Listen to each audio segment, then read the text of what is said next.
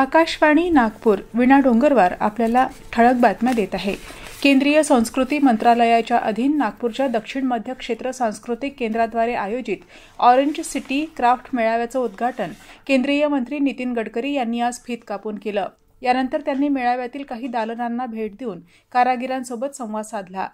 हस्तकला, लोककला, व्यंजन, पाककृती यांचा सुरेख संगम या 10 दिवसीय मेळाव्यामध्ये प्रेक्षकांना पाहायला मिळणार आहे।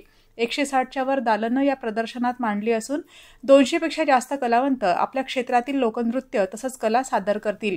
दुपारी 2 ते रात्री 9:30 पर्यंत प्रेक्षकांना या मेळाव्याचा आनंद नाममात्र प्रवेश शुल्क 30 रुपये देऊन घेता येणार आहे। आजपासून ते 19 जानेवारी दरम्यान रोजच संध्याकाळी 6:30 वाजता सांस्कृतिक कार्यक्रमांचं सादरीकरण या मेळाव्यादरम्यान होणार आहे। HMPV हा व्हायरस नवा नाही, तरीही संसर्गजन्य असलेल्या या व्हायरस बाबतीत नागरिकांनी काळजी घ्यायला पाहिजे। सर्व आरोग्य यंत्रणा त्यासाठी अलर्ट मोडवर आहे, त्यामुळे कोणी घाबरू नये असं आवाहन केंद्रीय आरोग्य राज्यमंत्री प्रतापराव जाधव यांनी आज यवतमाळमध्ये माध्यमांशी बोलताना केलं।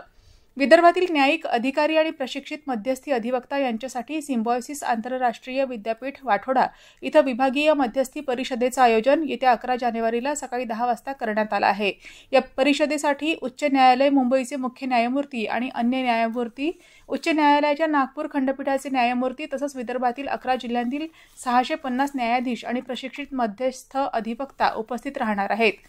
15 जानेवारी हा दिवस ऑलिम्पिकवीर दिवंगत खाशाबा जाधव यांचा जन्मदिन राज्य क्रीडा दिन म्हणून साजरा करण्यात येत आहे। या दिनानिमित्त क्रीडा विभागातर्फे विविध कार्यक्रमांचं आयोजन करण्यात आलं आहे। जिम्नॅस्टिक आणि कुस्ती, 14 वर्ष वयोगट मुलं आणि मुली तसंच तलवारबाजी, 17 वर्ष वयोगट मुलं आणि मुली या क्रीडा स्पर्धांचं आयोजन तालुका क्रीडा संकुल कोराडी नागपूर इथं करण्यात आलं आहे। या स्पर्धेत जास्तीत जास्त खेळाडूंनी आणि शाळांनी सहभाग घ्यावा असं आवाहन जिल्हा क्रीडा अधिकारी पल्लवी धात्रक यांनी केलं आहे।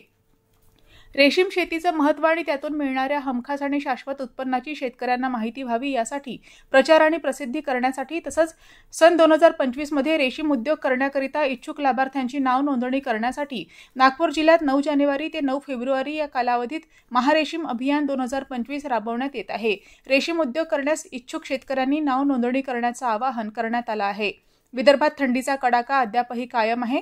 नागपूरच्या प्रादेशिक हवामान विभागाने केलेल्या नोंदीनुसार नागपुरात आज 9 अंश सेल्सिअस इतक्या सर्वाधिक किमान तापमानाची नोंद करण्यात आली। नागपूर पाठोपाठ गोंदिया इथं 9.9 अंश सेल्सिअस इतक्या किमान तापमानाची नोंद करण्यात आली आहे। याबरोबरच हे ठळक बातमीपत्र संपलं। नमस्कार।